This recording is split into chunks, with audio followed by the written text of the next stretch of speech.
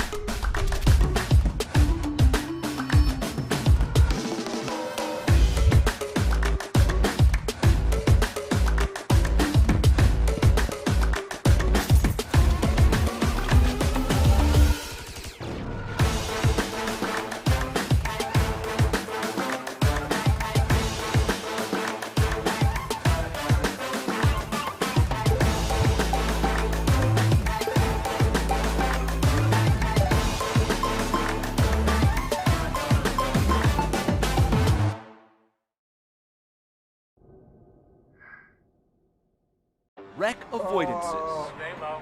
Eat high, stay low. Daring passes. Oh, you're gonna get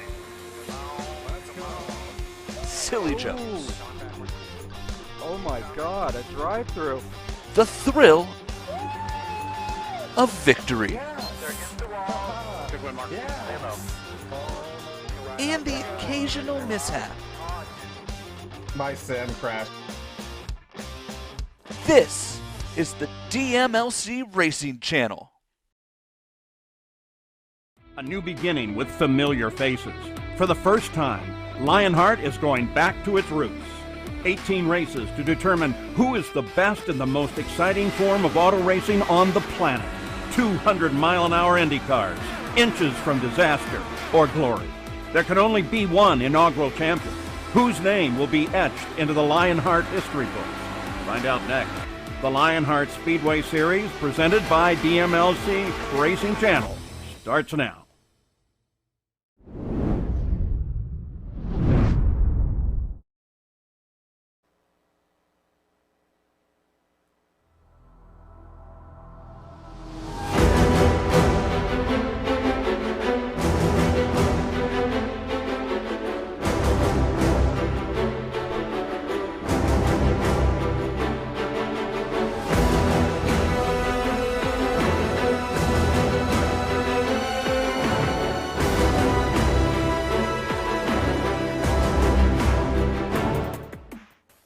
Just a week ago, the Lionheart Speedway Series debuted in the land of the rising sun. And after a hectic 200 miles of action, it was first-time Lionheart winner Dean Moll in HyperX Victory Lane. We travel across the globe to the Lone Star State and the Texas Motor Speedways to do things Texas style here at the DMLC Racing Channel 200, presented by SimSnap Photography. Welcome back to RaceSpot TV and continued coverage of the Lionheart Racing Series powered by HyperX. The Lionheart Racing Series is powered by HyperX, makers of premier gaming gear like the legendary ultra-comfortable Cloud line of gaming headsets. Whatever you play, however you play, HyperX knows we're all gamers. For more information on HyperX products, visit www.hyperxgaming.com and don't forget to use promo code Lionheart15, that's LIONHRT15 for 15% off all orders. My name is Arjuna Kenkipati, and alongside, as always, is Justin Prince. TV cameras are provided by Istvan Ballo and TrackCams22.com, with live timing and scoring powered by our partners at Timing71. Let's dive straight into our Sim Experience countdown to green, because the Sim Experience AccuForce Pro V2 is the premier professional simulation racing steering system.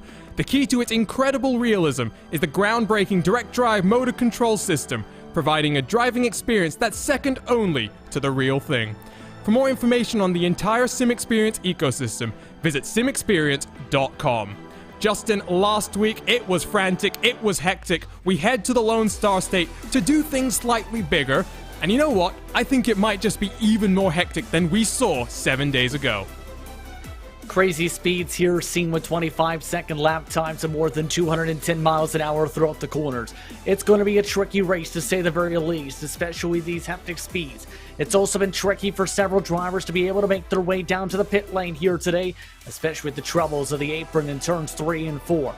But Twin Ring Motegi brought its interesting challenges of strategy and pit entry. I think those same storylines get even bigger tonight here in the Lone Star State. It's going to be a very exciting race today. Some big crashes last time, and a first-time winner in the Lionheart Racing Series, but some familiar names at the top of the standings as well. These are the drivers' standings presented by the DMLC Racing Channel, and Justin. 62 points then to Dean Moll, but Adrenaline Motorsports, they did not enjoy qualifying too much, but all three of their drivers in the top 6 as things stand. And keep in mind, for those drivers from Adrenaline Motorsports, there was the mix of strategy for them as well as in the case of Tony Schoen in particular, he tried to plow his way through the field in the late stages with 10 laps to go. Many of the drivers tried to gamble and stay on old tires. Several different drivers took tires for those closing stages. Several did not want to see a late race caution with it being so tight on the fuel as well in that race. So keep an eye on those drivers. It could see a lot of shuffling after tonight based on some of the front runners that took part at Twin Ring Motegi. Lots of rookies as well. Before we talk about our Rookies Championship, let's talk about the Teams Championship presented by HyperX. Adrenaline Motorsports, well, they've got a little bit of an advantage. The one thing you notice here, Justin, is the top 5 teams have started to build a little bit of a buffer, and, you know, it's only the second race of the season, yes, but you cannot afford to let that deficit build up too much just yet. And some of the race first drivers had some rough races, to say the very least, over at Twin Ring Motegi, with some of them getting involved in contact, especially in turn 4. Some of them were involved in the pit stop trouble, in fact. For Adrenaline Motorsports, they were consistently some of the quickest drivers on the racetrack, even if they didn't have the necessarily track position in that race. So I think those teams, especially up towards the top, are going to be also consistent here at Texas Motor Speedway, though. That's the big thing. It's also going to be important for those said drivers to stay out of trouble today here at Texas.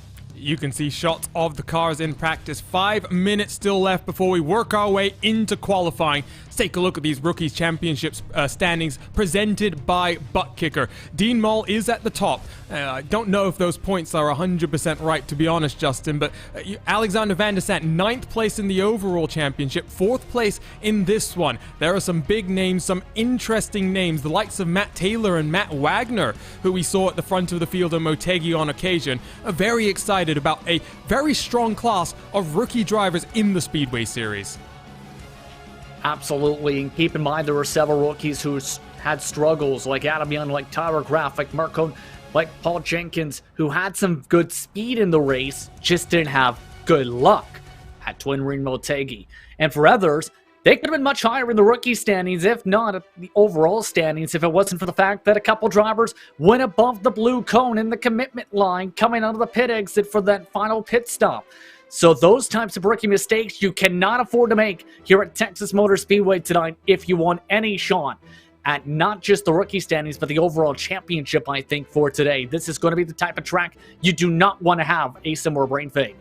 Great shots of these cars in practice. They're working on these restarts. You can see 3 wide. They will be hectic, and we are racing at the Legacy Texas Motor Speedway. We'll talk a little bit more about that in a second. Let's talk about these series details presented by the premier name in karting gloves, Minus 273. Their industry-leading gloves are super lightweight and durable, made of breathable poly spandex. Whether you're a kart or sim racer, Minus 273 gives you the control to reach victory lane. For more information on Minus 273's full line of gloves and apparel, visit minus273.biz. And don't forget to use promo code Minus 273 LHRS15 for 15% off all orders. And $7,000 in cash and prizes on the line here, Justin, but we talked about this a week ago. Custom fixed setup, and unlike in the Lionheart IndyCar series where the Dallara IR18 has been opened up so drivers have in-car tools, this is all about the driver. How do they use what they have at their disposal? No in-car tools, no ARBs, no weight jackers. They have got to drive the wheels off these cars. And it's going to be important to make sure they know how to drive these machines with their feet in particular to make it around the corners. Know how to have proper throttle control here in this series as a result with the custom fixed setups. And that's where the strengths of both veterans and in some cases some of the series rookies come into play, where it evens it out a little bit based on some of the drivers who may be used to those assists now with the modern day cars. But keep in mind, this is going to be tricky in that for both the veterans and the rookies, this is the type of racetrack where speeds will not likely drop below 205 miles an hour, let alone 210, unless you have to come down to the pit lane. So it could be tough for both veterans and rookies alike to be able to make your way around Texas Motor Speedway tonight. Insane speeds on offer. Let's talk a little bit about the event details. This did not run in the inaugural series of the Lionheart IndyCar series, but every year after that, from seasons 2 through 5, while the DW12 was in competition, this track was visited. You can see a big disparity in the most versus fewest number of cautions. The interesting thing that catches my eye here, Justin, the pole sitter has won 6 out of 7 races in history here. It is not a track where you necessarily see too many passes at the front of the field. That's going to add extra emphasis on qualifying, I think, as a result, to be able to have track position, because it's going to be very tricky to pass here, especially how drivers fare around these corners, since it's a bottom-dominated racetrack, even with the 24 degrees of banking here at Texas Motor Speedway. Keep in mind as well that the last time this series came here with the DW12, it finished under caution here in the Lone Star State. So there's the chance of crazy starts and restarts, I think, as well, though, Arjuna, because in these practice starts and restarts, several drivers have had trouble making their way through the front stretch, in particular, in the quad oval, either towards the start and finish line or coming out of the quad oval with the runs they're trying to carry into turn 1. And it is a unique oval, isn't it, Justin? Because, like we said, we are visiting the legacy Texas Motor Speedway. Take a look at this track map. It is a quad oval, 1.5 miles in length. Now, that's disputed between NASCAR and IndyCar. IndyCar maintains it's about 1.44 miles. The pertinent point here is, with the legacy configuration, banking is very much different, Justin, to the modern incarnation of the Texas Motor Speedway. The modern incarnation ended up reconfiguring turns 1 and 2 just a few years ago to make it more flatter and lowered the degrees in banking to 20 degrees with a wider corner overall. But not today. We'll see that configuration today. We'll be seeing 24 degrees of banking at both ends of the speedway. So, match speeds for those respective corners, but it's about how you handle the corners. That's going to be so critical for our drivers today, because it's going to be much more tighter for our competitors coming off 3 and 4 with that run up to the quad oval. It's going to be a challenge, to say the very least, to make sure you get that valuable track position, though, in qualifying today. Qualifying underway as well. What perfect timing that was. Solo car qualifying, 5 minutes on the clock. You get 2 laps to do or die here in the Lone Star State. Some new names to watch out for today. There's also some drivers who will not be participating in qualifying. They have penalties from the last race. Let's give that update right now, Justin. That is Christopher, as well as Big Joe Hassett. We saw Joe make that mistake on pit entry that really caught out a number of cars. Chris made contact with a lapped car coming out of turn number 4. Both of those cars back of the field for the start of this race. And that's going to make it so much more difficult for them to try and get valuable points here. As we talked about, normally the leader is the one who's in the best hands here. But you talked about newcomers as well. It's going to be interesting to keep an eye on a couple of the newer drivers coming in here, Arjuna, especially the one we're on board with a ton of sim racing and some real-world experience. And the sim racing experience is not necessarily on the iRacing.com service, but if you recognize the name Barrett Rolfe, it's because he's a former GT Academy competitor, and like you say, Justin, one of those drivers blurring the lines between virtual and reality. He sits provisional pole position, but Trevor Malone takes it away with a 24.730. What will the lap time be then for Rolfe on his second lap time around? Jumps him up into second position. 300 separates him and Malone. Like you said, Justin, excited about his potential here. I don't know how much oval experience he necessarily has because, of course, GT Academy was a road-based series. Keep in mind, he's been racing a lot of open wheel series. If you follow along with him on social media as well in preparation for things, and as well, he's hoping to make his way to the highest level of Lionheart's racing series action with the IndyCar series by 2022. So he's got some goals in mind, showed a lot of excitement to say the very least, Arjuna. Yeah, really has. On board, by the way, with series organizer Jorge Anzaldo. First thing you'll notice, Justin, we were talking about this just an hour ago in the broadcast that we were on before, but all of the Dallara open wheel cars now have realistic head shake, and you can see the head bobbling around, not just from the bumps in the surface, but also the wind here at Texas Motor Speedway. It's a really interesting addition, and I really do enjoy the continued updates that we get from the iRacing team. It adds to the realism absolutely here for when it comes to open wheel racing with the G-forces as well these drivers carry around this racetrack. It's going to add that little extra bit more realism for those watching along, but once again, I'm noticing a trend here for some of the drivers from Adrenaline Motorsports struggling again in qualifying. Joe Branch, 13th. Well, Branch in 13th, his teammate Shawan is second, so struggles for one, not so much of an issue for the other. One driver, by the way, that I've been trying to keep my eye out for here, Justin. We are going to be graced by the presence of Season 4 Lionheart IndyCar champion Jake Wright, making a return to this competition. He actually won here in Texas in his championship winning season as well. Mark Cohn has provisional... Oh, he's got second place actually right now. Difference there between those two drivers. 1,000th of a second at the top of the timing sheets. I am watching though, Justin, for Wright to be a big factor here today. And as someone who's seen him as well on the racetrack in various different types of open wheel machines, from the classic machines to this DW12, he's going to be very quick today. It's just a matter of where things shake out for him. He's someone that usually likes to work his way through some of the traffic, have a bit of fun with things though, so he might be someone to keep an eye on from towards the back of the field.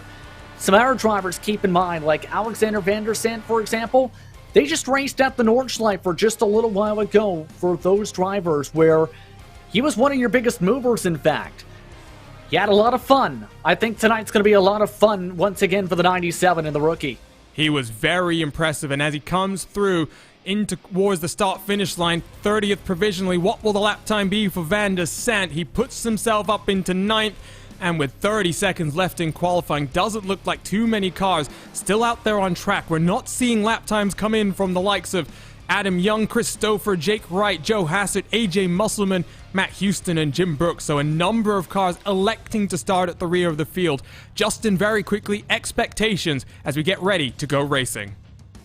I think we're going to see a wild race tonight with the hectic speeds as well as the hectic traffic.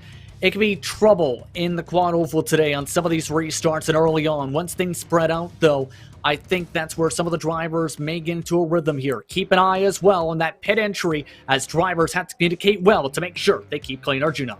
Let's go trackside and take a look at our butt kicker starting grid, and it's the teal number 69, Trevor Malone, that takes pole position here in the Lone Star State. 24.730 and just 1,000 separating the front row. Mark Cohn on the outside in the number 39 car, and then row 2, Alexis Newsom with a very impressive run up into 3rd, alongside Tony Shawan in 4th. Chris Lanini in 5th, Ron Hacker in 6th position as we work through row 3 of this grid. Big field, 40 cars almost taking to the green flag. Matt Wagner, Emerson Santos on row 4. Alexander Van der Sant and Barrett Rolfe, newcomer to the series. They share row number 5 with Mike Rigney, Chris Fowler, 2 series regulars behind them. Jason Galvin, much better qualifying this time. Matt Taylor alongside Vern Hawkins, Charles Teed on row 8, and then row 9, George Anzaldo and Luis Gonzalez Nunez. Last week's race winner, Dean Moll, lots of work to do back in 19th position Alex Guyon in 20th, Craig Forsyth, Eric Schauth, row 11, DJ Clark, Joe Branch on the next row of the grid, James Krahula, Ken Hacker, Paul Jenkins, and then Jeff Murray, Dustin Wardlow, Jeff Seong. The top 30 cars separated by just 1/10 of a second here. Brett Bennett, Christopher Krisge, Tyler Graff, and then you have your non-qualifiers. Jake Wright, AJ Musselman, Big Joe Hassett, who will have an end-of-line penalty, as does Chris Stouffer, Matt Houston, Adam Young, and Jim Brooks rounds out the 40-car field. Quick update, by the way, from you, Justin. You've been talking to some of these drivers. Some of them going to drop to the back very early on. Adam Young in particular said that's exactly where he wants to be. Just seen him in 39th position for tonight's starting grid. And based after the practice races, he feels like there's going to be some attrition today. So this is going to be one where there is that chance for tonight. Based as well on some of the practice runs these drivers took part in, it could be a tricky one here in the big Lone Star State. We've got some onboard cameras, so let's work through them as quickly as we can. First up, it's Matt Taylor. He's got the HyperX onboard camera. Whatever you play, however you play, HyperX knows we're all gamers, and HyperX is always ready to game. Adam Young just so happens to have your minus 273 on board. Minus 273, the premier name in karting gloves. Visit www.minus273.biz. Dustin Wardlow has the Espos Design on board. Get yourself a racing identity. Visit Espos Design on Twitter. And with the DMLC Racing Channel on board, it's none other than Mark Cohn. The DMLC Racing Channel, your home for the best sim racing videos online. At DMLC Zone, starting on the front row, that will be a great look on board. The former Lionheart Retro Series Driver of the Year starts on the front row. We get ready to go 200 miles here in the Lone Star State. Competition, commitment, excitement. This is Lionheart, and we know 2-3 wide, that might be the expectation here today. The pace car about to pull down onto the safety of pit lane, and he leaves the field in control of Trevor Malone, and he'll bring us to the green flag here in the DMLC Racing Channel 200, presented by SimSnap Photography.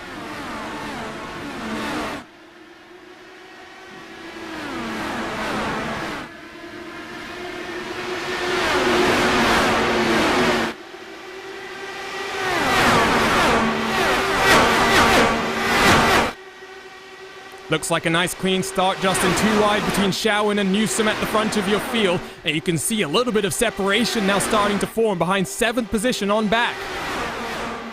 Yeah, already everybody jumping down to the bottom line. A bit more calmer, let's put it that way, compared to some of the practices. Because this is for the valuable points. But already some of these drivers looking to battle up towards the front a little bit and try and get to the outside line, in fact, to try and break away, because that top 7 is already pulled away by nearly a full second.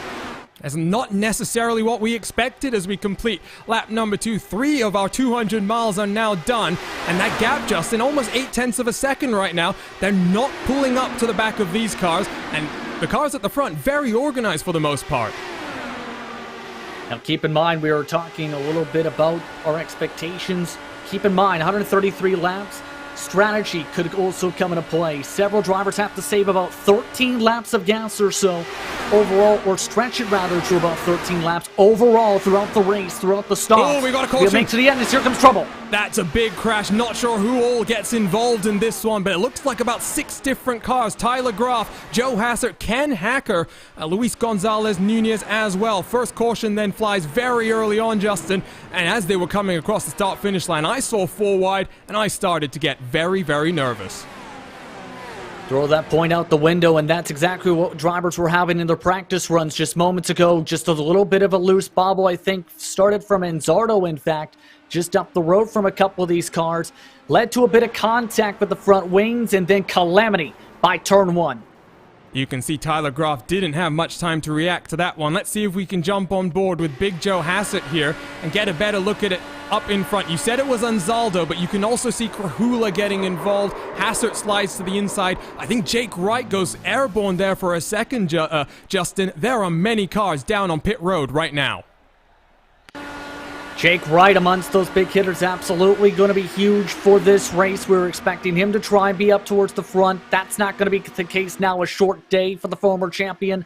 But here's exactly what I was talking about. Right here, there's a bit of a checkup, bit of contact wing to wing. That's what causes the calamity that builds up now in the grass. Those two slam tire to tire, and then as they come back up across the racetrack, that's where Cahul and the rest of the pack comes into play. You can see, we'll get a good shot from this static camera. I think that's Nunez, who is already sliding. Might be right that makes contact with him. The end result then, Justin, already I think 4 cars retired from this race. Not the way they wanted things to break down early on, and this has opened up the strategy floodgates possibly here with so many drivers having to get wing changes as a result here possibly is at least half the field has come down and elected to top off. As talked about, Arjuna, fuel was going to be a potential talking point. 13 laps the difference overall between making it and not making it at the start of this race. We just seen that come into play with the fuel stints expected to be 40 to 41 laps or so, similar to Twin Ring Motegi tonight. Average consumption, about 0.3 of a gallon per lap, so it does start to open up the strategy, but you would still likely be a little bit short at this point, I would think, Justin. I'm now a little bit more curious. How did that group of cars start to form that breakaway? Was it just a little bit of a slow start for a couple of cars there, or are we going to see a bit of a trend now as we begin our single file restarts as well? I'm curious about if we see this end up becoming the trend, because I think there was a great launch by that top 7 in particular. It's just once they got broken up in a little bit, I think that's where they started fighting a little bit, if anything, with Santos and company, where Santos just didn't get a good launch at all. Let's see if we can grab a few more looks at this incident as we work under caution. This is Jake Wright, your Season 4 Lionheart Indy Series champion. He dives to the inside. You can, oh, he gets taken out from the side. That's what happens to Jake Wright in this situation, Justin. Let's take one more look at an incident here. I want to get the onboard with Gonzalez Nunez. We'll have to spool it back further because you could see there was contact coming across the stripe. That was from Joe Hester, the contact coming in as he tried to avoid the trouble. Swung hard. Here's a look from Nunez meanwhile. You can see he's trying to work his way from the top line at the time, and this is where that bobble comes into play. He's the one who ends up hitting your race winner from last week and ends up getting spun around from behind. Hard contact that ends up in turn leading to the back wing damage on his machine. I think we are ready, Justin, to come back to green flag racing. Pace car back down onto the safety of the pit lane. It's Malone from Tony Schowen, Mark Cohn, Alexis Newsom, and Chris Lanini, the top 5. Once again, a very interesting start there, Justin. 2 wide as we come across the line. That's Jason Galvin and Matt Wagner, in fact, going side by side as Wagner just was caught sleeping. I think now that Galvin realized what happened there, just back in the line, back single file, and as a result here, things are shuffled apart, and now it's a 4-car breakaway instead of 7. So once more, that breakaway is starting to become a factor. It's the top 4 that have scampered on away. It's Ron Hacker in 5th that now has Matt Wagner, Jason Galvin, and Chris Lanini swarming over his rear end. At the front, though, once again, Tony Schowen is not committed to really trying that high line. It's Cohn that's going to force his way all the way to the inside, getting very feisty out front. And Justin, this is what those cars behind need to see. Yeah, if they fight a lot here, this is going to allow them a chance to try and reel them in. In fact, already reeled in 2/10, make it 3/10 or so that time by. So Schowen trying to hold on to the top line, but Mark Cohn, remember, was very quick, Arjuna, last week. Had a great chance to be able to come away with victory until the craziness in the pit lane. He's going to be hungry to try and take this lead early. He, based on social media, very much thinks he was in contention for a win. 2 wide, 3 deep, by the way. 5th on back as they come through turn number 1. Incredible stuff. And while the modern-day Texas Motor Speedway not necessarily known for IndyCar racing, Justin, the legacy version puts it on. And I do think these cars are going to start pulling up to the back of that leading group now. And Sistriol is featuring speed, and more speed at the forefront. But look at this for the race lead. Mark Cohen's been able to take away that bottom line and just at that quickly able to make an easy pass on the bottom side. Does look as though, at least for now, low line might be preferable Fourth and fifth, gap now down to about 7/10 of a second. That's still squabbling very, very hard. More of a breakaway now behind them, Justin, because you can see 10th and 11th, the gap is 1.4 seconds. And then you have to go all the way back to 17th position to find Joe Branch, the first car that came down onto pit road.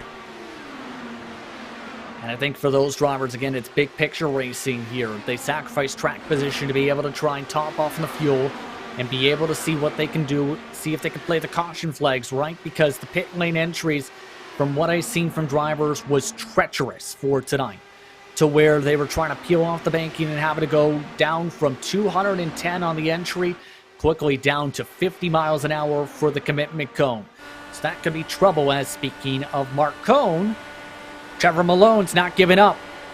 The teal and pink, no, not necessarily the most color coordinated if you ask me, but you know what, Justin? In each of the 3 Lionheart Racing series that Malone competes in, he's always a front runner on these ovals, and I don't count him out here. Cone does look like he's very, very strong, but Malone is hanging on very nicely and fending off the advances of Tony Schowen behind.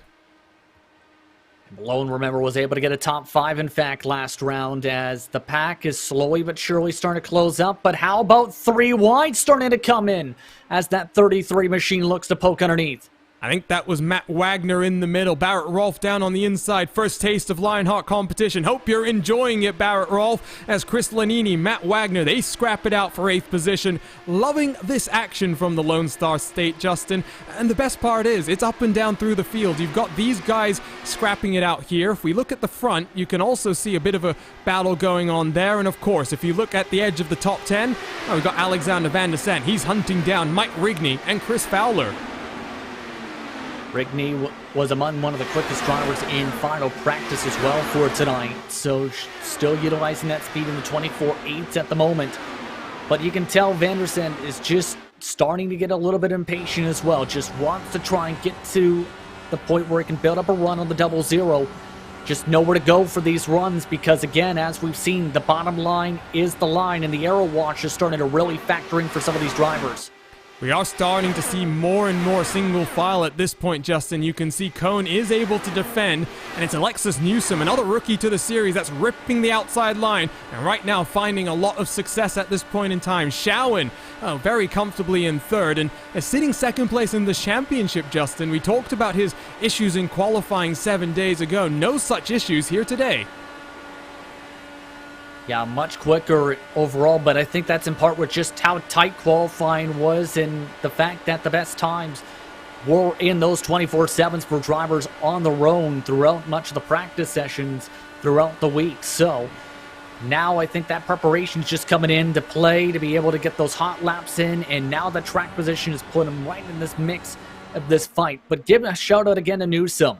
Newsom struggled after a good qualifying session, Arjuna, in the first race of the season. Much better today.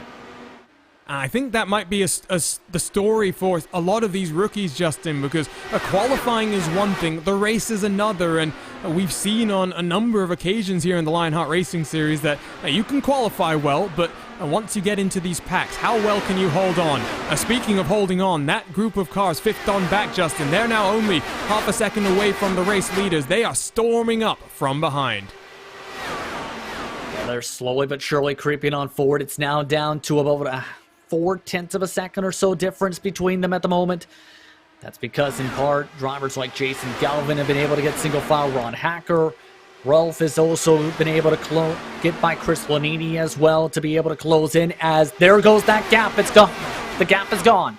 The gap is gone. They're in the draft. This is going to become a very feisty pack that squabbles over the race lead. It's still Cone that hugs the inside line, but you are noticing now more and more, Justin, as you come out of turn 4, as you come out of turn 2, Cone is starting to slide up the track now. I think that's much more so the tire wear starting to kick in, up to 0.2 of a second of fall off, and that might be just struggling to be able to keep that bottom line as well at the moment. Just trying to struggle to keep that right front tire up to wear at this point. Drivers, keep in mind, it talked about a little bit as well, Arjuna, the struggles in 3 and 4 as well with that apron to try to avoid clipping the apron. That time it looks like Cone pushes up the track a little bit, almost clipping the apron in 1 and 2. I think it actually opens the door for Alexis Newsom. Shawan gets a bit checked up down on that inside line. Galvin, look at the momentum. He sweeps around the outside. Newsom's up into third. Can Galvin follow around the outside? No. Alexis Newsom, rookie in this series, not being phased by some of the biggest names in the Lionheart Racing series. And we've got some incredible action up in the field. Let's turn our attention back for just a second here, Justin, because we've got an onboard look with Matt Taylor, our HyperX onboard camera right now, and he's stuck all the way back in 16th, 17th position right now, and you can see that inside line is not working out for the 8 car. Yeah, you can see right now just the momentum is just carrying the drivers on the outside, on forward, on the corner exits, because it works almost like a ramp with this banking here, right? Because the higher you go, the quicker you are off the corner exits. But the reason drivers like the bottom in the corners, not necessarily down the straightaways per se, is just the ability to be the shortest distance around here at Texas Motor Speedway. The bottom line starting to come back into play now as a result here for Taylor, finally back into a rhythm. Now that there was a bit of less air wash, it's Christopher going a little bit higher up, going a lane up and keeping the air off his front wing. Well, Stouffer is now the highest placed car that came down pit road in our one and only caution in today's race so far. Working lap 27 out of 133. 200 miles on our agenda today. Stouffer with about 5 laps fresher rubber than the rest of the field, but 4 and a bit seconds back from the race leader, and not necessarily in the position he wants to be as Taylor looks to the inside. Back at the front, it's still too wide, too deep. Alexis Newsom has migrated down to the inside. Interestingly, Barrett Rolfe here has managed to leapfrog the entirety of those cars behind here, Justin, and this is where driver starts to come into effect. We talked about this. You don't have in-car tools. What can you do with your feet? Barrett Rolfe has found some speed. And he's run various different IndyCar leagues to try and increase this speed and utilize this speed. And we've seen said speed now turn out for tonight. Again, making the top line work as Newsom clips the apron. Loses a bit of momentum. Galvin will come around the outside, but Newsom will be able to hold on to 6th position. Question now becomes, can she avoid the type of fall and precipitous drop that she suffered last time at Motegi? Looks like Emerson Santos, by the way, has just gotten on past Ron Hacker. This is on 8th on back, Justin, and we talked about big gaps forming. Well, top 13 cars, they're just separated by about 3 seconds right now, and you know what? The likes of Matt Taylor, Chris Stouffer, they are closing in by about 1/10 of a second per lap at this point in time. Yeah, and that's in part, I think, because they're all starting to work together, get single filed out. When they battle too much, though, is where they've lost a ton of the time back. The interesting thing is, too, the speed also is varying because these clouds over above the racetrack continue to fluctuate this track temperature. It's gone bouncing back and forth between 94, 96 degrees Fahrenheit throughout the night. That's 36 degrees Celsius right now that it just went up to. 24 degrees Celsius is the air temp at the moment. That's 76 degrees Fahrenheit. And this is going to continue to fluctuate as this night goes on and continue to fluctuate the amount of grip available for these drivers. Oh, Barrett Rolfe has found some grip down on that inside. You know, he'll draft using the other blue machine in front of him. Malone still tries to find something on the outside line, but I wonder at what point, Justin, these cars start to think about coming down onto pit road. You can't be too wide when you brake and try and slow down. We saw some difficulties at Motegi last time. You can see a very aggressive cutoff there from Shawan, feeding dirty air to Barrett Rolfe. We're only about 10 laps or so from coming onto pit road. And that's going to make the communication so vital here. If you do not communicate you're coming into the pit lane, that's where we might see a similar situation down the pit lane at Twin Ring Motegi, especially the pit entry with drivers spinning out. You cannot afford to not communicate that you're coming in at least, I think, a half lap in advance. So that's going to be very vital for these drivers to be able to communicate that over the radio or through text to say, this is my time to come in, to make sure they avoid that said trouble. Now, keep in mind, drivers did practice coming together in small groups. The thing is, as you said, you can't come in side by side or even make a quick reaction pit stop, so to speak, compared to, say, a stock car here you would see at Texas. Well, the first thing that I've noticed, Justin, is we talked about the number of times the pole sitter has won the race. They haven't always led the most number of laps, but you know who's looking the most comfortable right now? It is not Trevor Malone. It is Mark Cohen at the front. We'll turn our attention back to the front as we see Tony Schowen and Barrett Rolfe still trying to find whatever clean air they can. But after disappointment last week and after being taken out by Joe Hassert's mistake, it is looking very promising for the DMLC's own Mark Cohen. It's been looking very, very promising, but the momentum's also been looking really, really good for Rolfe as well throughout this entire race. The problem is, just cannot seem to get clear for third position. That momentum just getting held up on the corner exit to keep some space for that 31 machine. And that can be a little bit frustrating, but still in a great spot there is Rolfe, you have to say, with the momentum as well as the overall pace being shown by Barrett. +6 on the race. Let's see if we can take a look at the movers and shakers. Left side of your screen, it only looks like Jason Galvin is being scored as up 7 positions, but you can fill us in on that, Justin, throughout the rest of the race, and we'll talk about it more, especially I think in our post-race show, because Texas has produced some rather insane IndyCar races in the past, including a rather memorable finish, I think, between Graham Rahal and James Hinchcliffe. The closest margin of victory in the Lionheart IndyCar series, though, Justin, is just under 0.2 of a second. Thinking about that, thinking about what we've seen so far, you don't want to be in the position Malone is in right now, coming to the last 5 laps of this race. You need to be out front. You need the clean air. Clean air is so vital to make sure you can rotate the car to be able to properly carry the momentum. We've seen drivers have to be lifting off some of these corners because of some of the momentum, but hearing over the radio, the drivers are coming in the pit. Ron Hacker will open up the pit window from 9th position. And you can see pitting off of turn 3 as well. Will he slow down in time? That's the first warning cone. That's the commitment cone. That's the speed limit as well. Ron Hacker, the first car, then down onto pit road. A little bit early there, Justin, given that he didn't come down in our first batch of cars. So I am expecting at least 3 more laps, I would say, from the cars at the front of the field. One thing we should point out, gaps are starting to form once again. 4th and 5th separated by 0.8 of a second. 6th and 7th separated by over 1 second now. That's important, I think, because Galvin's been fighting a little bit with Newsom as well to try and clear on by, and every time that Galvin's nearly got clear, Newsom's been able to go for the crossover back. But you can see right in front of your race leaders, traffic starting to form up. Ooh, Malone! Malone's coming down onto pit road. That is going to be speeding. Surely, Justin, late decision for the number 69 car to come down onto pit road. And I have a feeling Trevor Malone has just thrown away his chances at victory here in the Lone Star State. It's more so the concern, I think I would have to say, when it comes to that first commitment cone, possibly. We'll have to wait and see for Malone. That was very dicey, and we said it, we can't see drivers make those quick reaction calls without risking major trouble. For Malone is getting held up in the box. Malone is getting held up. Malone is still stationary as well. This is a long, long wait. And of course, Justin, because he'll be taking service as well, this will be a penalty that will end up meaning he spends almost about 50 seconds stationary on pit road.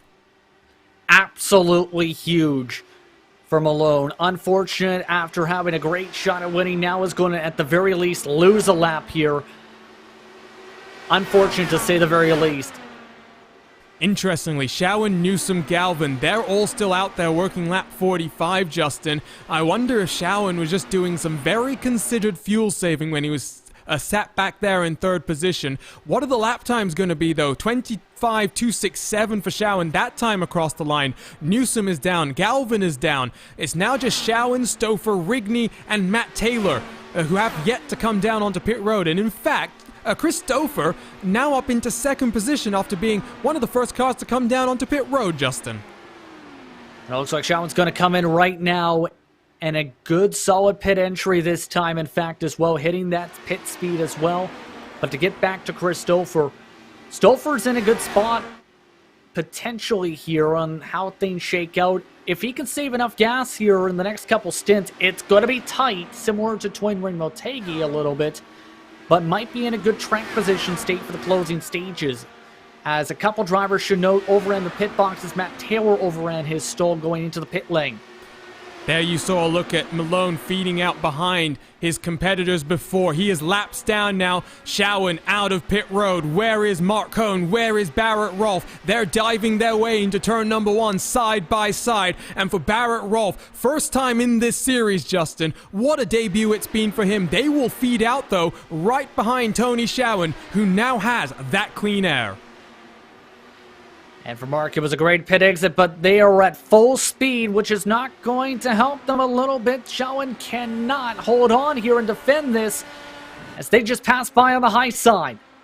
Interestingly, what does Malone choose to do here? Because you know what, Justin, if I'm Tony Shawan, Malone is down not 1, not 2, but he's down 4 laps at this point in time.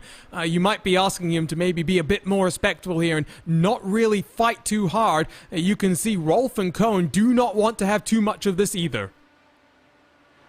Yeah, this is frustrating as a driver to have a driver multiple laps down in the midst of a battle for the race lead.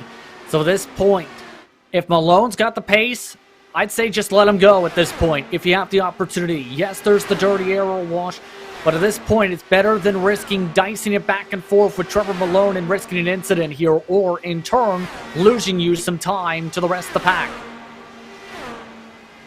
These guys will cycle back now to the net race lead as Joe Branch, one of the final cars coming down onto pit road. He builds up his momentum, builds up the racing speed. Top 5 as they stand. Mark Cohn, Barrett Rolfe, and Tony Shawan. They have a 1.3 second advantage back to Jason Galvin, who is scrapping it out with Alexis Newsom right now. And then you've got a further 0.8 of a second back from there. Now, Justin, the top 20 cars separated out by 10 seconds. Lap traffic, as we go deeper and deeper into this green flag run, is going to be an increasing factor to deal with. Yeah, you see that traffic right now trying to stay, for example, to the top line. Actually sets up a battle for the lead. Rolfe around the outside, Rolfe down the inside on Mark Cohn. Can he get to the race lead for the first time today? At the line, I do think it's Cohn who has scored in the race lead, but it's Trevor Malone who is still being that annoying little hornet in the nest, excuse me. Rolfe slides his way to the race lead, and once again, I do pose the question here, Justin.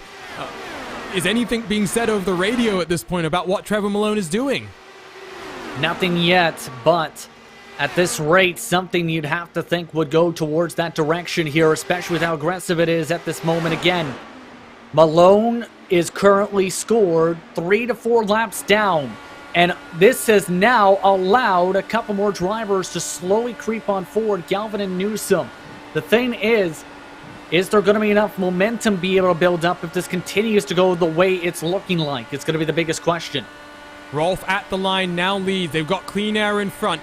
The worst part here, if I'm Tony Shawan here, Justin, is I'm starting to get frustrated. That dirty air is definitely having an impact, and for a driver who is doing a lot of fuel saving, he cannot afford to lose the draft from Rolfe and Cohn in front. Yeah, this is where I think right now you need to be able to pass on by. This is the most frustrating part, again, once of things. But you can see the amount of runs in the defense coming in from Rolfe and company. This is the one thing I think that's going to keep him into play here, for Tony at least, is those types of moves. Here we go again for the race lead. Can Cohn make it work down on that inside line? Still relatively fresh tires, working lap 11 of the stint. Side by side, Cohn and Rolfe continue to do battle. And more interestingly, at least for me now, Justin, you can see Shawan is trying to find a way past Malone. Looks to the inside line. It's Cohn who's going to scoop his way back into the race lead. Can Shawan sneak down the inside here? There's a possibility here. There's also the chance of saving off the back end of the machine, but again, right now, it doesn't help that Malone continues to be one of the quickest cars on the racetrack here, so this is going to be an interesting storyline. It helps a little bit that they're fighting on behind, and they're starting to break up into very smaller packs, down to about 2 or 3 cars per pack. Yeah, that's definitely going to start helping them out. It's Galvin and Newsom in that 4th and 5th group. Then you've got Fowler, Santos, Van de Sant, Lanini, and Wagner in this subsequent group. We are, seeing some chatter, by the way, in our YouTube chat here, Justin. Let's talk about strategy. We were saying you might be able to cut a stop out if we go green to the end. You know who I think might be the only driver in that position right now? His name is Joe Branch. He is 8 seconds back from the race leader. But Justin, he is almost 5 laps fewer on his stint. Sorry, I had to make sure I phrased that correctly. 5 laps fewer as compared to the race leaders. That might get him to the end of this race if he can continue to save from those cars in front. And that's why I thought coming in was huge at that time of the race during that first caution flag and set up a potential strategy to like we've seen at Twin Ring Motegi, because drivers had talked about even without the caution flag, some of the drivers who topped off early in that race or junior for the quick caution flag in that race could make it to the end. So for Joe Branch, he's hoping this continues to stay green the rest of the way, because now he doesn't have the track position. If there's a caution flag, he's going to be marked back in traffic. But all he needs to do is just save, run behind the rest of the cars, continue to just chug along and be patient at the moment. This is a fascinating race, Justin. This is going to be something, because you've got that strategy element that's playing out. If you look further towards the front now, we're almost halfway into this race at this point. The laps are ticking on by. Malone is now at the front. He's feeding dirty air to the top 3 contenders. Shawan, at one point we were saying he might be cut adrift. Talking about fuel saving, he is how many laps worse off than his teammate? He's about 2 laps worse off. If he can do some heavy fuel saving right now, Galvin and Newsom are coming to join the party as well. Don't count out that second adrenaline car cutting out a stop as well. Yeah, and saves a ton. Keep in mind that first stint, and that's why he was able to stretch it so far. Approaching 71 laps to go this time by as well, as I think right now the race leaders are finally going to be able to, at the very least, nearly break away from Malone at the very least here. And my thought process is, while there's the chance of the aero wash, use Malone to save fuel as well if you're the race leader here too, because Malone obviously has the pace to keep up. This is still frustrating though if you're a cone, because Malone's not letting up on that high side. He wants a lap back. And for a race where the last time the DW12 came here, we finished under caution. We had 10 safety car intervention periods as well. This is fascinating. This is exciting. This is Lionheart. Don't go anywhere. We're going to continue coverage here live from the Lone Star State. We'll go side by side so you don't miss any of the action. We'll be right back after these messages from our partners. Wreck avoidances. Stay low. Eat high, stay low. Daring passes. Oh, you're going to get it. Silly jumps. Oh my god, a drive-through. The thrill of victory. They're against the wall. Good win, Mark. Stay low. And the occasional mishap. My sim crashed. This is the DMLC Racing Channel.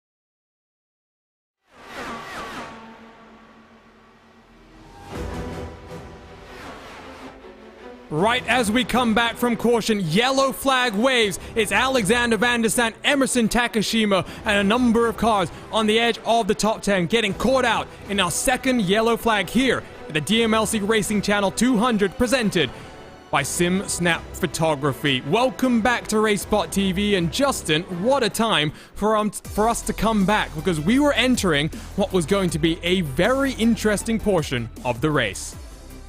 And now it turns into a one-stopper because of contact coming off of turn 2. Chris Fowler on the bottom side, Emerson Santos on the high side in a battle for the top 5 collide and take several of your front runners with them as a result here, Arjuna. Vandersant, Lanini, Wagner, several others involved, and we talked about Joe Branchin's strategy. He got involved as well in the checkup aftermath. A major wreck coming off of turn 2 as several drivers go upside down. Oh, sickening impact for a number of cars, and it doesn't end there, like you say. Joe Branch, Mike Rigney, Matt Wagner also involved. Let's take a look at the onboard look here, Justin, with Joe Branch. He tries to slow down. He's doing the right thing as much as he can, and what happens? Well, unfortunately, nowhere to go. Yeah, track closes up just as he tries to get on the brakes. Unfortunate there, and that is the right thing. It's just the hole that he chose closed up quickly. And as a driver, you have to pick a lane. And the lane, well, the lane closed. So a big shame there. You can see one more time, end over end goes Chris Lanini. I think the new damage model really is an upgrade, and that's what you can see in the Lionheart IndyCar Series. But like you said, Justin, big strategy implications. Cars in pit lane then. As we come back to live pictures, it's Barrett Rolfe, Tony Schowen, Mark Cohn, Alexis Newsom, and Jason Galvin, the top 5. And an intriguing incident, to say the very least, as now the strategy's really wide open, Arjuna, on when these drivers come in here for their final stops. Obviously, these drivers will have to come down to be able to make it on fuel. The rest have already come down to make it on fuel the rest of the way. It's just a matter of when they come down after this under either green flag or caution flag conditions. This could be the determining factor of who's going to be able to win this race as a result here of who pits first now in this lead pack once we get back underway.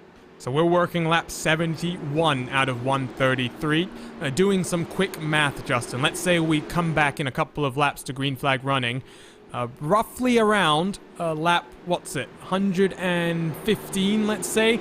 It is going to be the literal definition of a splash and dash here. And, you know, if you're Tony Schowen, once again, fuel saving should be right on the tip of your tongue. I think so.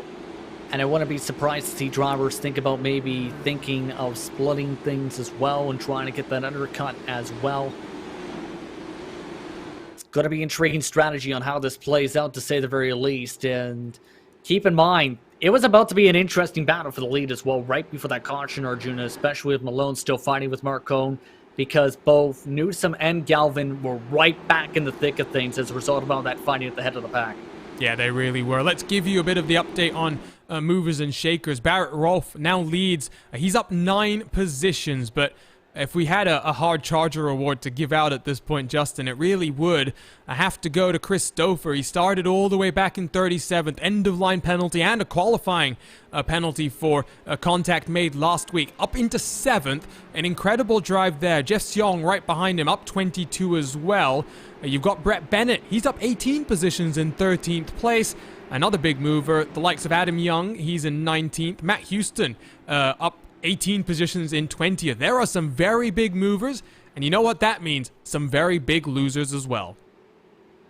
Yeah, minus 28 for Trevor Malone, confirmed over the radio. It wasn't just speeding, Arjuna, it was an unsafe pit entrance for hitting that first commitment cone as well as we thought.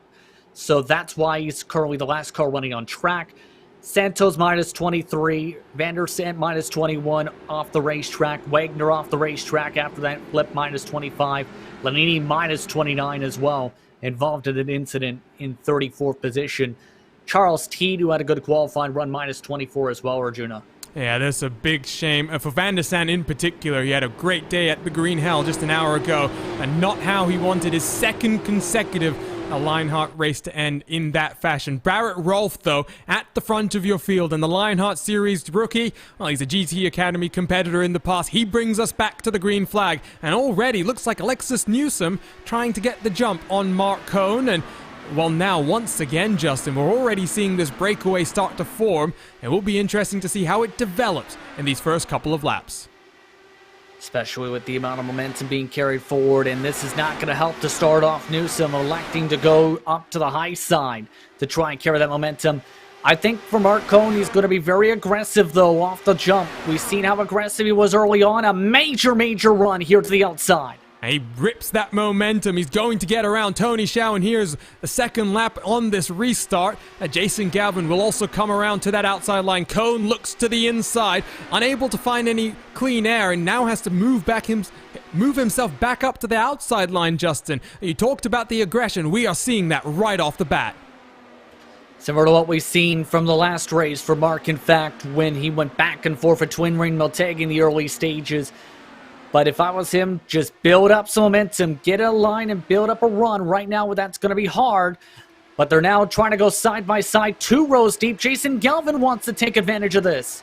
Well, you'll see as they come off turn number 4, once again, Justin, that gap between 5th and 6th positions up to about 9/10 of a second as side by side in all 3 groups. There's a gap forming as well behind, so once again these single file restarts are very much stretching out the field, and with 24 cars on the lead lap, lap traffic will start to be a factor once again once we hit maybe lap 100.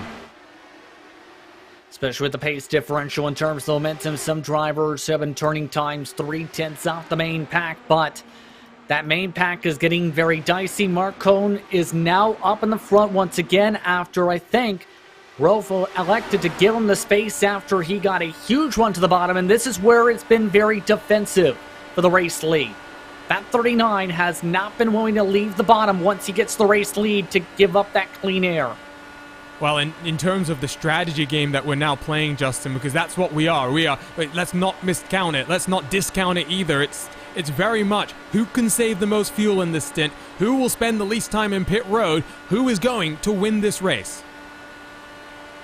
Yeah, fuel is going to be very critical here, to say the very least. I think right now that if I'm Rolf, I'm saving and trying to make sure you hit that mark, absolutely. Jason Galvin's not saving, though. He wants the lead. And we've seen him charge through the field before. He looks to the inside in the thumbs-up cancer down machine. Tries to get the move done on his teammate Mark Cohn. The 39 and the 42 still side by side. Cohn tries to pinch Galvin off. Galvin slides up very slightly, Justin. As they exit turn 4, it's still Cohn who hands on, but Galvin side by side with Barrett Rolfe. That LPM machine has been looking to have a good run and finally able to get one starting tonight. Had some good speed over at Twin Ring Miltegi. And we know Jason Galvin can battle up at the front in races like this. This is not going to be easy, though, with how much Cohn's not electing to leave that white line down to the back stretch here at this racetrack. Keep in mind, Matt Taylor, he had struggles in the pit stop sequence under Green Arjuna, has worked his way to the head of the second pack in 6th position and is slowly gaining more momentum as they continue to fight in front.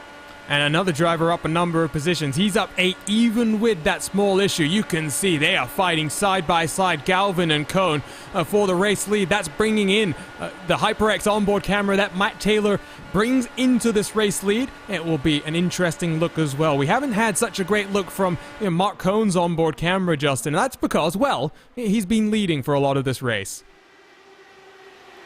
Yeah, and for good reason. He's been aggressive, he's been quick, and he's been not willing to give up this lead for anything today. How it works out for the strategy is the biggest question.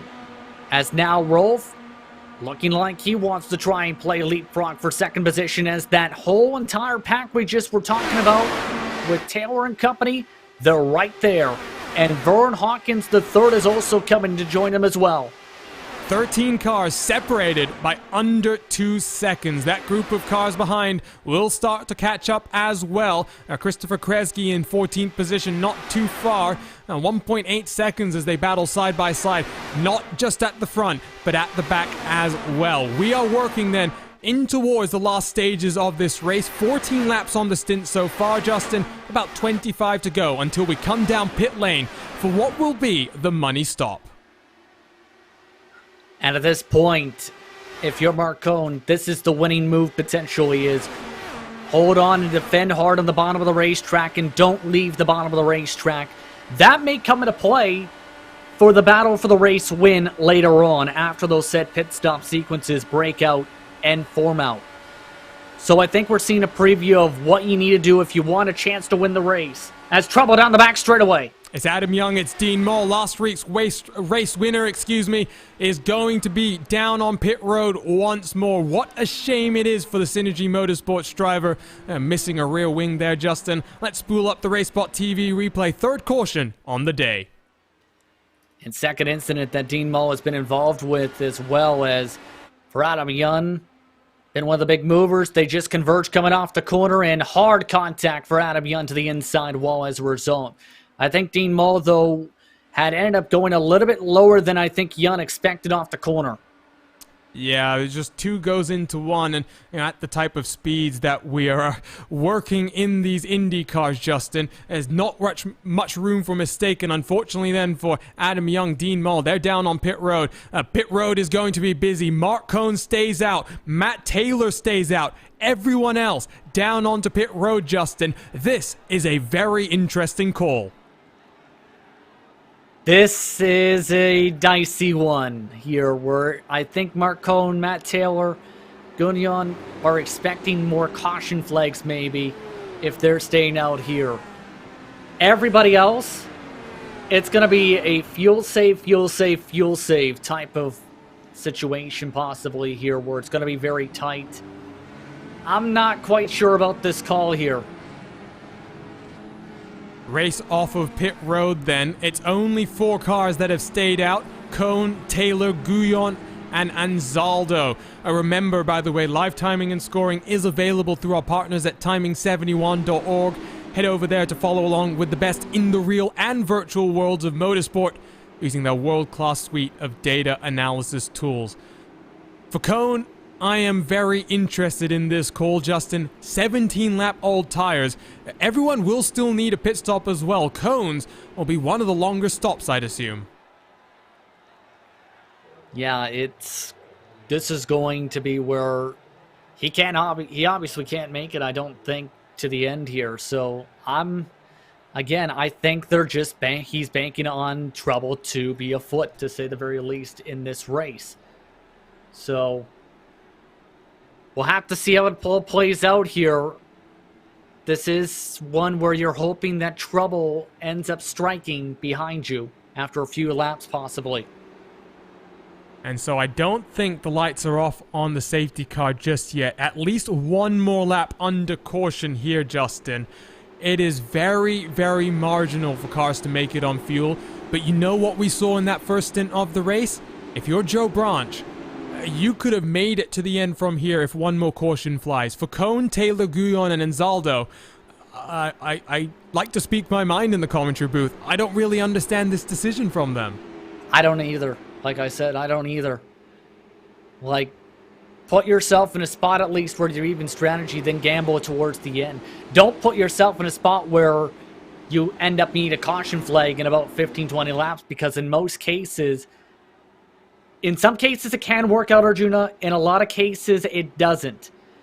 In the way things have been trending, especially once things have calmed down specifically, this may be something that could cost them the chance to win this. If it ends up becoming what we've seen, where we had runs now for 15-20 laps, then there's a chance for it to work out. I've got goosebumps. I've got goosebumps. Tension is in the air here in Texas. Texas only knows how to do it big, Justin. And you know what? It's delivering it out on track as well. Malone looks to be dropping to the rear end of the field. And let's talk about him very briefly here, Justin. He's 2 laps down. And you know, for our pole position sitter, this race has been won by that pole man on so many occasions. It's a shame. And you know what? This might honestly have been one of his biggest opportunities at a Lionheart Racing Series victory here. He's been very quick all night. Trevor Malone has been.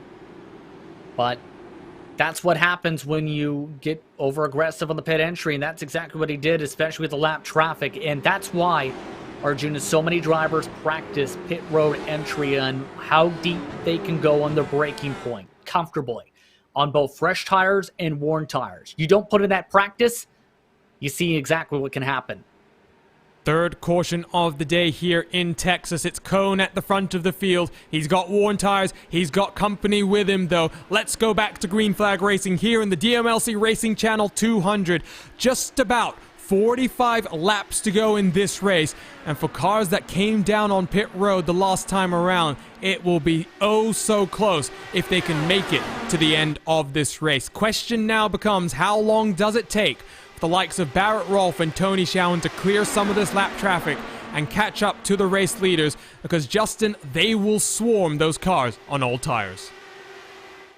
They're already swarming in Zardo, in fact, right now, trying to get to the inside, and at this point, just give some space and hope for the best, because we've seen it can be a couple tenths of a second difference in terms of the grip levels, potentially for some of these drivers already. Keep in mind as well that a couple drivers did top off in the 20s who are going to be really close on the gas. Some of those drivers are fighting at the moment and have lost a ton of time, 10th on back. Yeah, look at this swarm. It's Newsom in 10th position, who's about 2 seconds clear from these cars. Musselman, Bennett, Hacker, a number of cars that have worked their way up through the field, are about 2 wide, 3 deep, exiting turn 2. Look back out front. Where's Cone in relation to Barrett Rolfe? About 4/10 of a second clear right now. But again, as Rolfe gets on past Guyon, as Rolfe gets on past Taylor, it will be interesting to see how hard it is. And Zaldo has not been able to hold off this chasing pack too much here, Justin. Schowen and Galvin already on through. It was pretty clear for Enzardo. It was a track position play here as they go 3 wide right behind them. A little bit tight there, as right now Malone is struggling, and on the apron, Malone nearly spun it out. I think he just about held on to that car, so we stay under green flag conditions. He lost a whole heap of momentum. That might actually help out that chasing group behind Justin. They're 3 seconds adrift right now. They need some help to get up to the front of the field once again. We've got 40 laps to go, and look at this swarm of cars working their way through turn 4.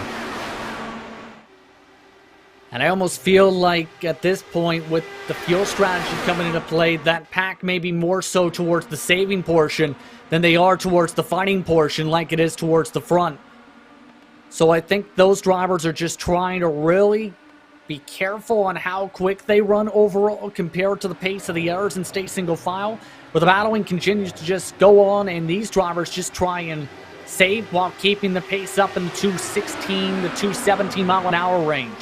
You know, if I'm Tony Schowen right now, I am very, very happy, Justin. Tucked up behind not 1 but 2 cars. He was doing some mega fuel saving before. I think he might be one of the favorites here at the front. I'm not sure what your thoughts are, but the likes of Schowen and Stouffer, those Adrenaline Motorsports teammates, they'll be working together. They'll be on the radio. They are side by side right now. They can work together to get to the front of this field. And when it comes to various types of racing, especially, say, super speedway racing, you communicate a ton over the radio to make sure of, okay, what's my fuel mark? How much fuel is in the tank? Okay, X amount of gallons, we can make that work. X amount of gallons, okay, we need to save an extra little bit more. So all that communication and data is going to be very vital here at this part of the race to make sure they can make it here. So right now, though, up towards the front, Rolfe wants that race lead with the fresher tires. Jason Galvin almost got swarmed 3 wide. Schowen slips it down the inside. Stouffer will come around the outside. They're almost 4 wide. Entering in towards turn 3. Mark Cone is still able to hold on just about. Matt Taylor doing a very impressive job to block the momentum of Stouffer on the high line. But now, cars on fresh tires, they migrate to that high line, Justin. How long will it take before Cone and Taylor drop like a rock? That's going to be the big question here, and the tough part is for Rolfe is getting it done on the high side with them not wanting to give up the bottom line. Keep in mind that fuel also has to be a thought process of, okay, these drivers are going to have to pit eventually, why not save with them?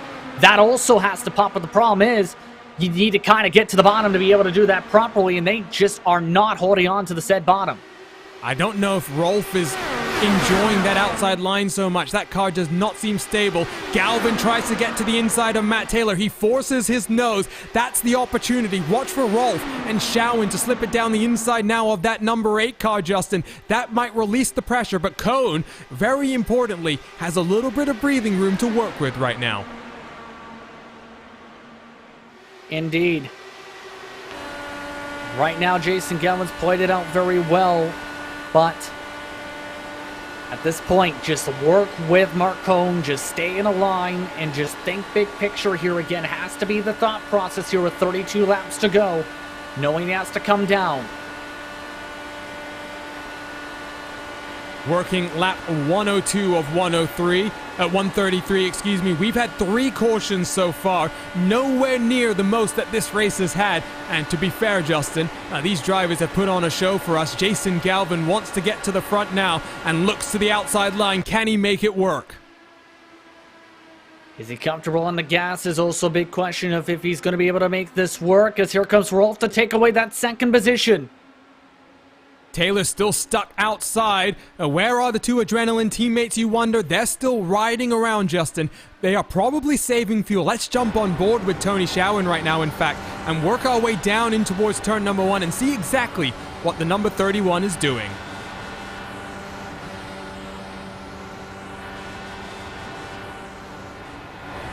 In fact, not much fuel saving going on, Justin. He's only really lifting for clean air right now. Yeah, and right now there's not a lot of it popping up right now as Christopher able to get the run on the high side, in fact. A little bit squirrely for Tony Showen right that time off the corner. And we are very early in this championship, but to start a season off with 2 consecutive podiums, that's a statement, Justin. And when we have the returning beast that is the Dallara DW12, it is racing very similarly to the last time the real-life cars came here as well. This specific generation of the IndyCar body kit, it really is. We looked at that schedule at the start of the race. We've got some incredible tracks, varying tracks as well, but Motegi and Texas, by no means similar. They both delivered outstanding races. They have so far. This has been an incredible race. Yes, it's been bottom dominated by the race leader to be able to keep clean air. But it's been incredible to see the fighting from second on back and how things have formed out so far, especially for drivers trying to utilize that seam to try and squeeze on down and get momentum to make passes and see if they can make it work. Be that one driver who can make that work. It's been incredible. But here's the thing for Mark Cohen. Has to come in very soon. Now is reaching 38 laps this time by on this stint. Same for Taylor and company. So this is now the situation where they need a caution to happen pretty soon, or else they're out of contention here and it opens up the floodgates. Well, you know what we also saw that last time across the line was Galvin was very, very close in terms of the delta between first and second. It might be a photo finish at the line, Justin, and if you've got those slightly more worn tires, it might benefit that car on the outside line. But what we did see coming down into turn 1 was Galvin lose a whole heap of momentum. You do not want to be side by side coming across at the white flag. It's all about that run that you can work out of turn 1 on the final lap. Especially to make a pass down the back straightaway. And that's been the tricky part throughout the day, especially with some of the aero wash and especially with the defensive moves being done up towards the front. So I think it could come down to who's willing to be the most aggressive while doing it cleanly here with the way things have been playing out in this race. Left side of the screen, you can see the stint lengths. Cohn now ticks up to 40 laps complete on the stint. He's in the fuel window. Pit stops imminent then. For the likes of Cohn, Taylor, Guyon, and Anzaldo. By the way, if you're curious, Anzaldo and Guyon, they've fallen about 2 seconds off the leading pack right now, Justin. It did not work out necessarily the way they thought, but by the same token, they are in a very good track position right now. If something were to happen as we go 3 wide into turn 1, Barrett, Rolf up into second. That I agree with, because absolutely they are. But that especially was the play for the 08 and the 6 machine, who were in 9th and 10th position. They were deep in the field. For Mark Cohn, that was the question mark of, okay, how is this going to play out here? And this has gone back towards the race trends of longer runs towards this middle stage. There has been a car that had trouble down the back straightaway. James Krahula slowed down the back straightaway. No caution flag. So we stayed green. Krahula very slow, and in fact, I think we'll be coming down onto pit road. Yes. Let's see if we can spool up the replay, Justin. Talk us through what you see. And this seems like some trouble afoot for James Grahua coming off of turn 2. Was one of the drivers who topped off, coming to 1 to go, clips the apron in 1 and 2, way too low, gets stuck on the apron, locks it up for a good half a straightaway, and actually slams the safer barrier with the left side tires, adds a bit of damage to some of that chassis potentially. So just a bit of a mistake running on his own, just getting too low on the bottom of the racetrack, and now has lost a couple laps as a result, now 3 laps down. But you know what, Justin? Fair play to him. Very good hands there to hold on to that car. That might have been our 4th caution of the day. That would have really helped out the likes of Mark Cohn. He's now getting swarmed around the outside. I think Barrett Rolfe will get into the race lead. And indeed, as we cross the start-finish line to complete lap 114, it is Barrett Rolfe that leads here in the Lone Star State. Matt Taylor and George Anzardo both came down. As now, here comes the signal. Mark Cohn will sacrifice the race lead, will have to come down this time. Can he do it safely? It is a very tricky entry down onto pit road. We jump on board, straddles the seam, and Cohn, with that DMLC Racing Channel on board, safely onto pit road. Now has to spot his box, Justin. This is the most important stop Cohn has had since the start of the season. It was a very, very big gamble of hoping for more attrition to come into play, but now it's the matter of can he keep it on the lead lap for a shot to continue to try and battle later on in this race. That's the biggest question. Sorry, excuse me. Malone also down on the lane, and you're right, that is the biggest question. Already down 1 lap. He is going to need a miracle to achieve some kind of result from this. He's down in 19th position, Justin, and what a disappointment it will be for him. Before we talk more about Cohn, though, breakaway at the front. Christopher, Barrett Rolfe, they have an 0.8 of a second gap back to Jason Galvin here. And Justin, Christopher, after not qualifying, after starting at the back of the field, he's in 2nd position, and he wants a race victory. What an impressive drive it's been for Chris, to say the very least. And now it's the matter of will he be able to save enough gas as well as Barrett Rolfe now that they have some clean space. And now a separation amongst these top 2 by 1.8 seconds over Jason Galvin and company. This is going to be tight. This is ideal as well. It's not just tight, it's exactly what Stouffer would have wanted. For his teammate, they're 3 wide with some lap traffic. Not exactly what I think Tony Schowen would have wanted. After 4th position in qualifying, he looks behind as Alexis Newsom with a lot of momentum to the outside.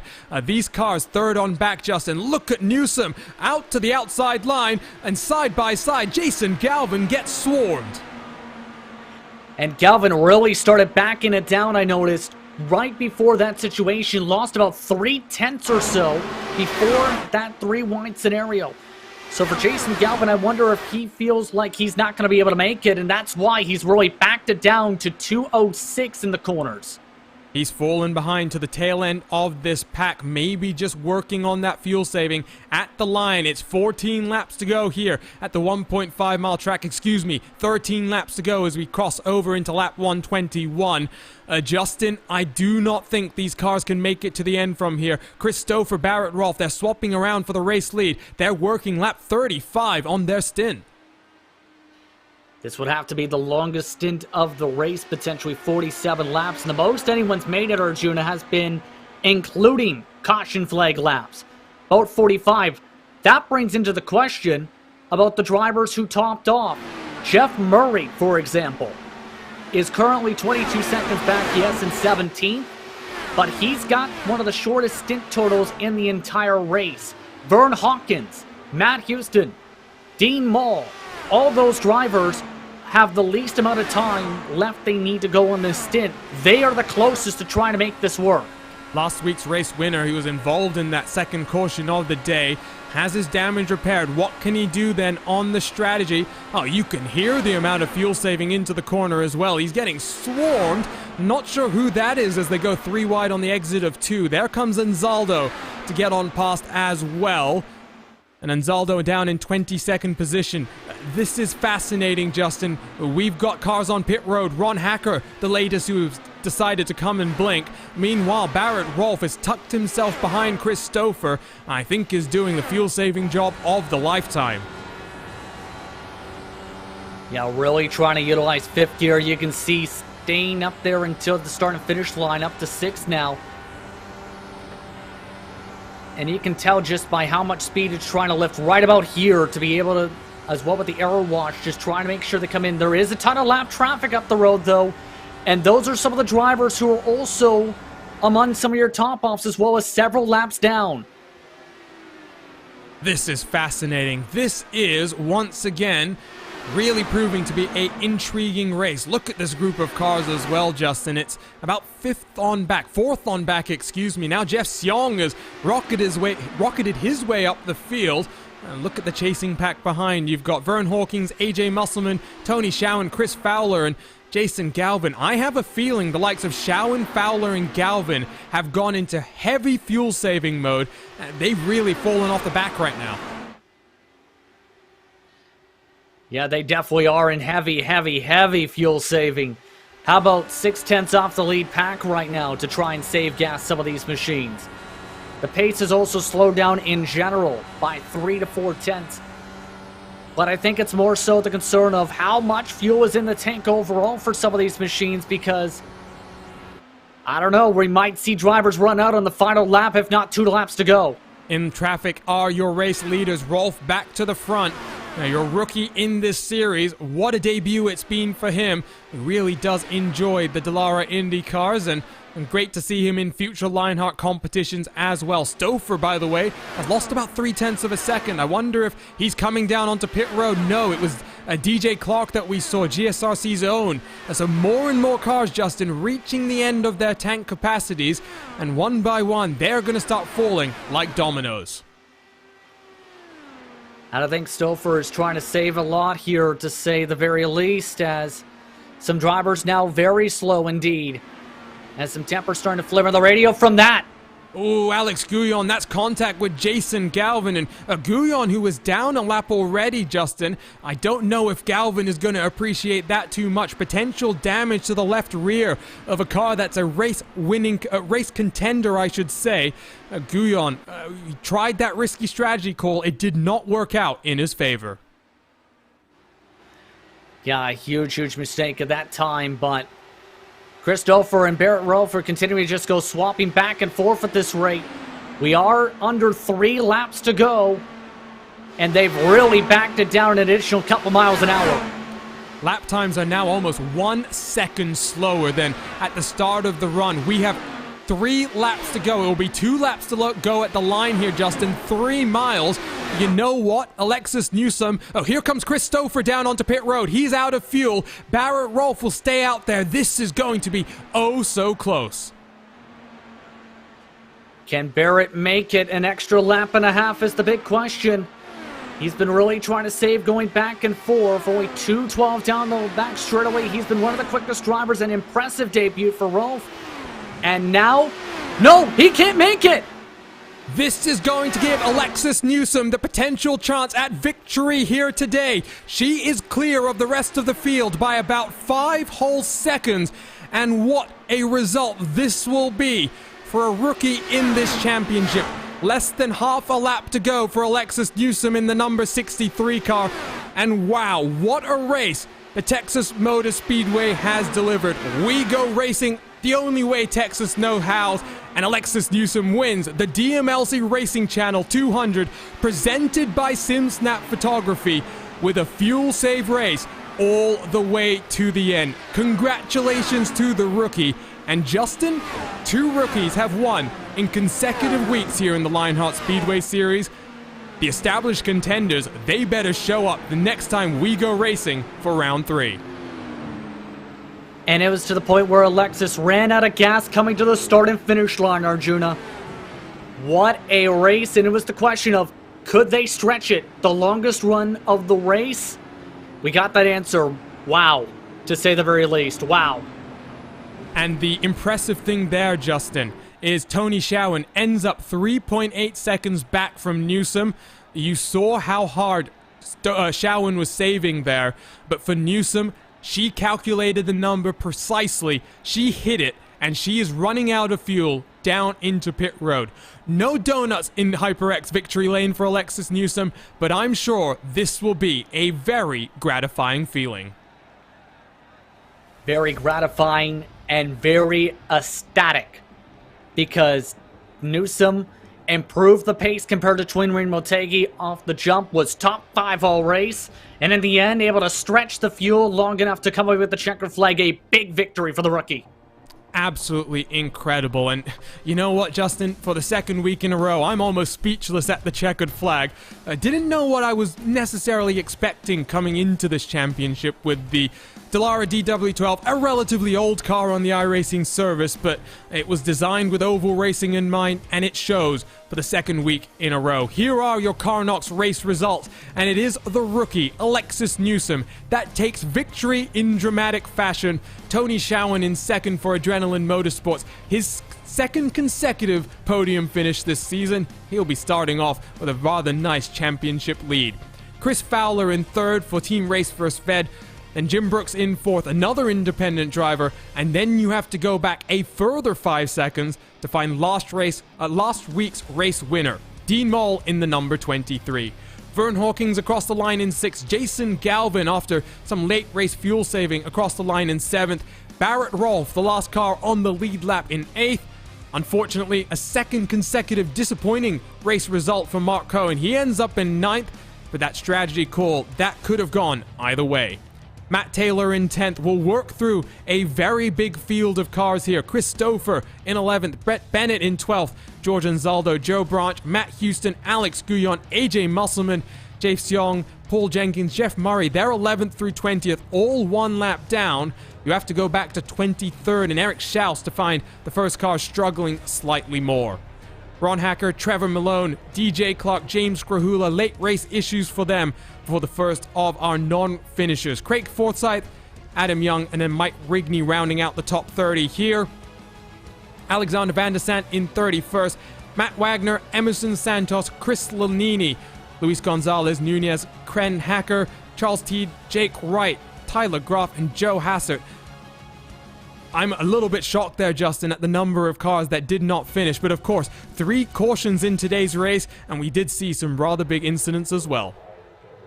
Yeah, especially that big crash down the back straight away, but for Alexis, I think going to be very, very, very ecstatic after a massive strategy call. Only 8 drivers in the end, finished on the lead lap as well, Arjuna. That's how crazy this finish got. Mark Cohn, after having to come down the pit lane with about 20 laps to go, still came away with the top 10. Incredible, and I did think that maybe it could work in his favor. I don't necessarily think that's the way that I thought it would work. Let's then go to the HyperX post-race show, because the Lionheart Racing Series is powered by HyperX, makers of premier gaming gear like the legendary ultra-comfortable Cloud line of gaming headsets. Whatever you play, however you play, HyperX knows that we're all gamers. For more information on HyperX products, visit www.hyperxgaming.com, and don't forget to use the promo code Lionheart15, that's LIONHRT15, for 15% off all orders. Standing by in HyperX victory lane, it is your race winner, a second consecutive rookie, Alexis Newsom, and she is standing by with Justin Prince. Alexis, you were able to make the fuel work. You were able to make it to the checker flag. How are you feeling coming away with a big-time victory tonight? Oh, I can't really believe it. I didn't think that would work in my second race in Lionheart. When you noticed that it would become a fuel mileage race, what kind of went through your head knowing that it was going to be tight? The longest run drivers had to make it on gas today, 47 laps. Well, as soon as we came out of the pits, I noticed how close it was. And I started fuel saving, and everyone was going really hard, so I just backed it down and waited. And when I thought I had enough, I took off.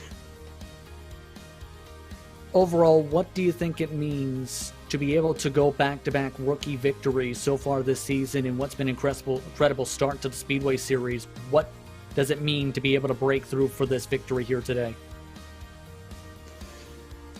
Oh, it means a lot. This is only my second race in the DW12, so I'm very happy to be able to get such a good result for the series and my sponsor. What's your approach going to be now as you're in a great points position as a result here at this start? or potentially what's your approach going to be for the closing for the next few races for this season? Well, the same way it's been for the first two. Try to minimize mistakes and take advantage of any opportunity I can. Always monitor the fuel. Helped last week too. So, just same thing going forward.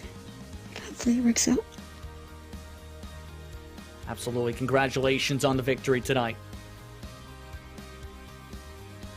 Thank you. So Alexis Newsom, our second rookie winner this season so far.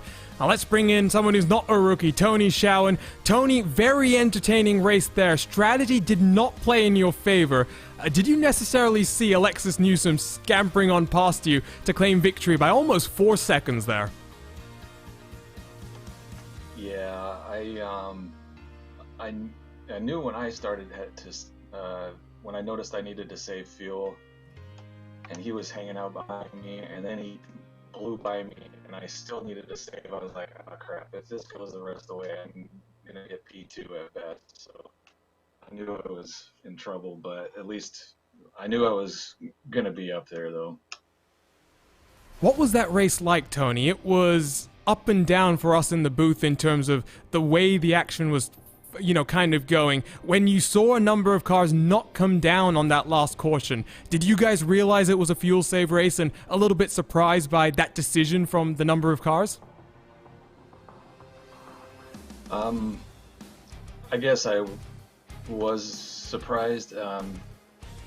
When that stint started, I didn't think it would be a fuel save stint, but then I backed off and there was like 7 cars in front of me, and there's no point in fighting with those guys. So I looked at my fuel and I was like, ooh, we got enough laps left here where I can save behind this giant wall of wind in front of me. And so from that point on, it was a fuel save race for me when I dropped back in that little pack there. What's it been like these first couple of weeks, Tony, and what's a new and old car? Because it's been a couple of years since I think you've really had to get behind the wheel of the DW12. 2 consecutive second place finishes. Last week was a little bit more of a struggle. Sets you up very nicely in a championship fight now. Yeah, I'm pleasantly surprised. And it's a lot of reminiscing driving this car. And it's not easy switching back between the IR18 and this car.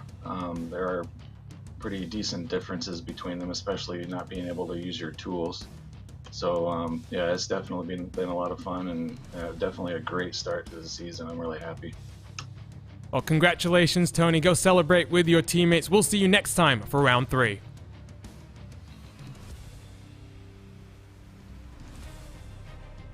So that was Tony Schowen for Adrenaline Motorsport. One more driver to speak to, Justin. It's Chris Fowler, who's standing by from the HyperX victory lane. Yes, indeed. Chris Fowler, also a strong run tonight from 12th to 3rd. Chris, first things first, talk us through your strategy in terms of how things played out, especially with it being so tight on the fuel. Oh, yeah, well... It was difficult. I basically wanted to survive, make no mistakes. I knew that it was going to be close. I figured at that last caution we were going to have at least one more caution, because I didn't think any of us could make it. I think it was 43 laps of green flag. I didn't think there was any way that we were going to make it. So I was just gambling for another caution. I know those guys that stayed out, they were gambling for that same caution.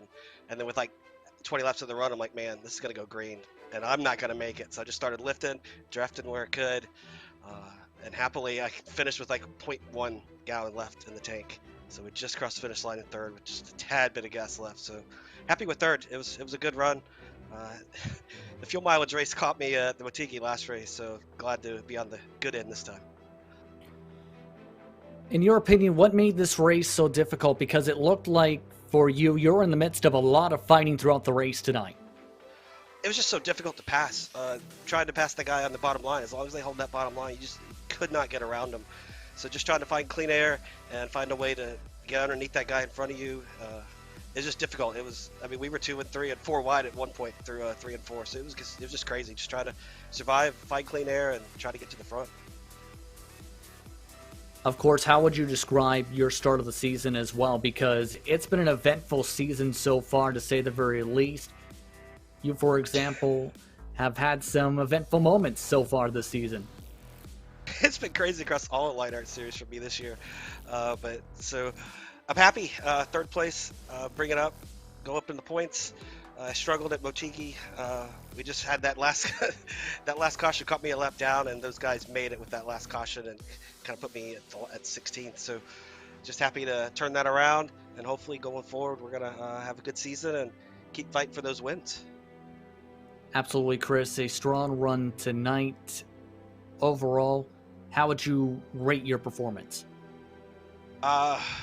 We didn't win, but we brought home third, so I'm happy we survived. We didn't have any incidents. We stayed out of the wrecks. Just had a really good, clean race. I'd like to thank Donate Life and the Cystic Fibrosis Foundation for coming on board this year and supporting me. So thanks to them. Thanks to George, HyperX, Sim Experience, Mark Cohn with the DMLC Racing Channel. Those guys are awesome that helped put on this entire series. So really thankful for those guys giving me the opportunity to race here. Congratulations on the run, Chris. Back to you, Arjuna. Thank you.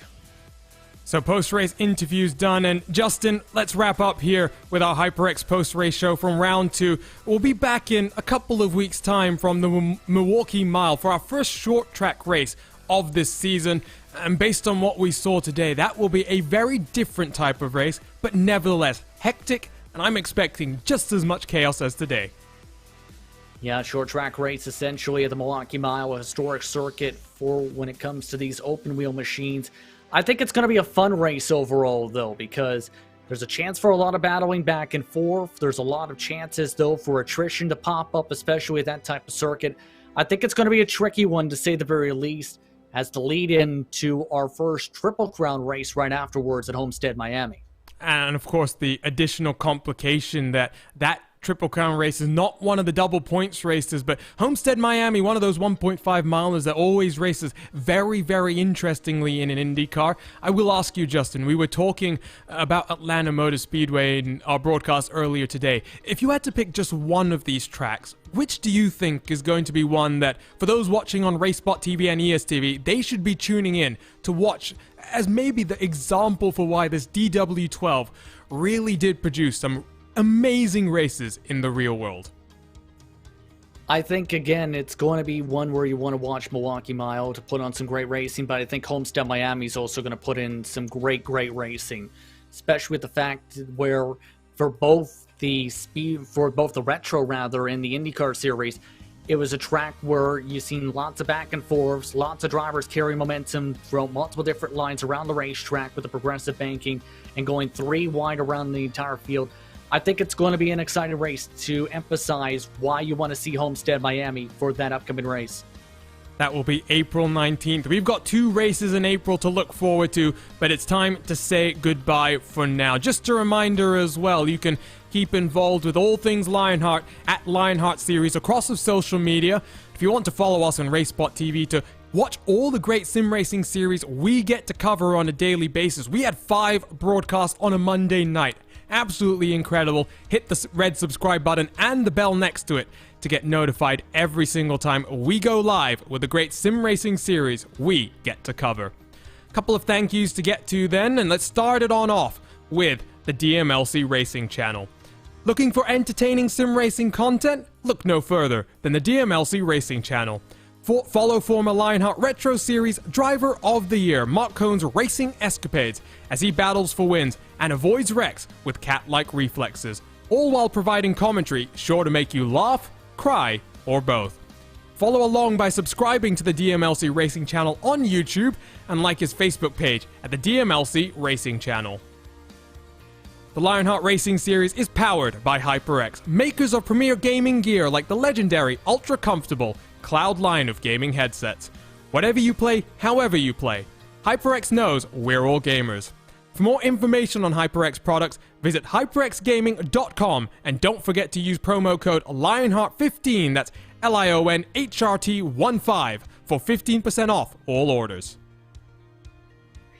The Sim Experience AccuForce Pro V2 is the premier professional simulation racing steering system. The key to its incredible realism is the groundbreaking direct drive motor control system, providing a driving experience that is second only to the real thing. For more information on the entire Sim Experience ecosystem, visit simexperience.com. For sim racers, the Butt Kicker Gamer 2 or Simulation Kit adds the missing driver-to-car connection, bringing more realism to your sessions. By accurately responding to in-game audio, you can feel the track like never before, providing increased vehicle handling and faster lap times. Are you ready for the most immersive experience in all of sim racing? For more information, visit thebuttkicker.com, and don't forget to use promo code LION2021 for 20% off all orders. Minus 273 is the premier name in karting gloves. Their industry-leading gloves are super lightweight and durable, made of breathable polyspandex. Whether you're a kart or sim racer, Minus 273 gives you the control to reach victory lane. For more information on Minus 273's full line of gloves and apparel, visit minus273.biz. Don't forget to also use Minus 273 LHRS15. That's Minus 273 LHRS15 for 15% off orders. It's not just these names, there's a whole team behind the Lionheart Racing Series. The Lionheart Speedway Series is powered by the DMLC Racing Channel, and for more information on all the sponsors up on your screen, visit lionheartracingseries.com. We'll return in a couple of weeks' time for more oval action here in the Lionheart Speedway Series, but eyes now are focused on the Lionheart IndyCar Series and the Long Beach Grand Prix that will take place in just 2 days' time live on RaceSpot TV.